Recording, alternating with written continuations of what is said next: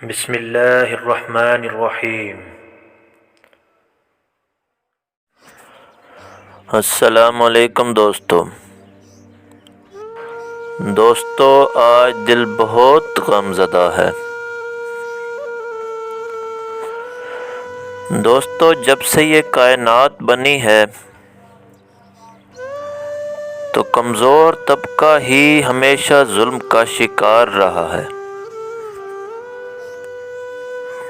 اپنے حقوق سے محروم رہا ہے،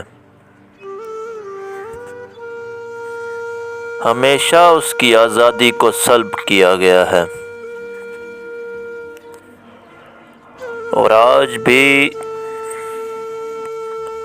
تمام مسلمان اسی مظلوم طبقے کی تصویر بنے ہوئے ہیں۔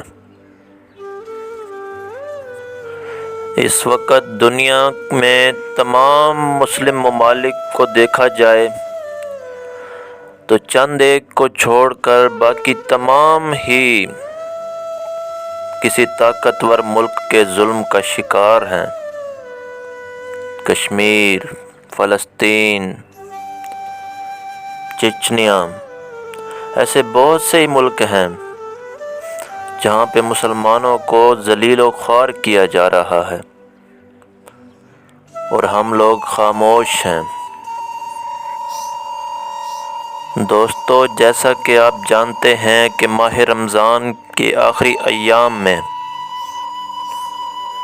دہشت گرد ملک اسرائیل نے نہتے فلسطینیوں کو مسجد اقصیٰ میں نماز کے دوران گولیوں سے چھلنی کیا، اور اب وقفے سے فضائی بمباری جاری ہے۔ بیچارے نہتے فلسطینی بوڑھے بچے شہید ہو رہے ہیں، زخمی ہو رہے ہیں۔ ایسے میں 56-57 مسلمان ملکوں میں سے کوئی بھی نہیں ہے آواز اٹھانے والا۔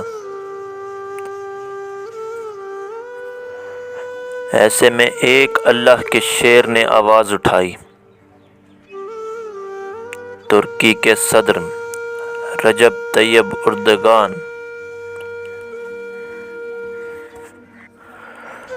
انہوں نے سب سے پہلے اسرائیل کو دہشت گرد ملک کہا۔ انہوں نے کہا کہ اگر آج اسرائیل کو اس ظلم سے نہ روکا گیا تو آنے والے وقت میں وہ مکہ، مدینہ، ترکی، بغداد، شام، عراق، پاکستان، ملائیشیا غرض کسی مسلمان ملک کو نہ چھوڑیں گے۔ انہوں نے کہا کہ ضرورت اس بات کی ہے کہ آج تمام مسلم ممالک اکٹھے ہوں اور اکٹھے ہو کر اس ظالم ملک کو جواب دیں۔ انہوں نے مزید کیا کہا، آئیے انہی کی زبانی ملاحظہ فرماتے ہیں۔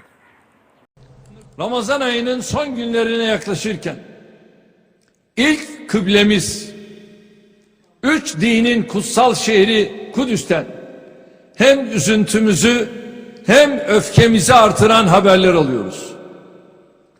Zalim İsrail, terör devleti İsrail, mukaddesatlarını korumak, binlerce yıllık evlerine, yurtlarına sahip çıkmak dışında hiçbir gayeleri olmayan Kudüs'teki Müslümanlara vahşice ve ahlaksızca saldırmaktadır. Mukaddes şehir Kudüs'ün onurunu, şerefini, izzetini, haysiyetini korumak her bir Müslümanın boynunun borcudur. Mescid-i Aksa başta olmak üzere Kudüs'teki ibadethanelere ve Müslümanlara yönelik her saldırı aynı zamanda bizlere yapılmış saldırıdır. Kudüs'teki saldırının muhatabı oradaki kardeşlerimizle birlikte Mekke'de Kabe'yi tavaf eden, Medine'de Peygamberin aleyhissalatu vesselam huzurunda bulunan her Müslümandır. Bu saldırının muhatabı İstanbul'da, Diyarbakır'da, Bağdat'ta, Kahire'de, İslamabad'da, Jakarta'da, Kuala Lumpur'da, Bakü'de, Saraybosna'da yaşayan Müslümanların her biridir. Daha da önemlisi, 3 dinin kutsallarını barındıran Kudüs'ü vicdansız, ahlaksız, hukuksuz, saygısız saldırılarıyla kirleten zalimlere karşı çıkmak insanın diyen her bireyin vazifesidir.